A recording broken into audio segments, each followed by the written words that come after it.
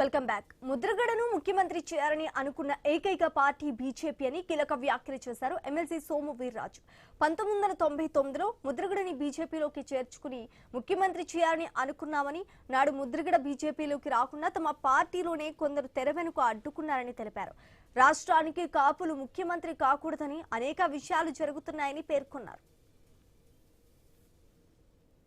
పద్మనాభం గారిని నువ్వు కృష్ణరాజుని నర్సాపురం ట్రాన్స్ఫర్ చేద్దాం, పద్మనాభం గారిని 99లో బీజేపీ ఎంపీగా పోటీ చేయించు, ఆయన కేంద్ర మంత్రి చేద్దాం, ఆయన తర్వాత బీజేపీ అధ్యక్షుడు అవుతాడు, ఆ తర్వాత ఈ రాష్ట్రానికి ముఖ్యమంత్రి అవుతాడని చెప్పిన ఏకైక పార్టీ భారతీయ జనతా పార్టీ. కానీ అప్పుడే ఆయన కోపం ఎక్కువ.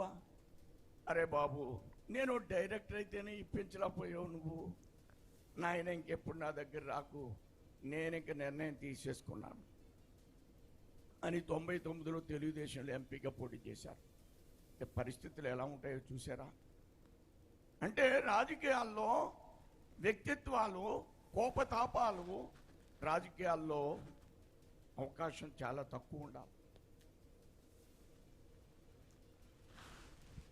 పద్మనాభం గారిని నువ్వు కృష్ణరాజుని నర్సాపురం ట్రాన్స్ఫర్ చేద్దాం, పద్మనాభం గారిని 99లో బీజేపీ ఎంపీగా పోటీ చేయించు,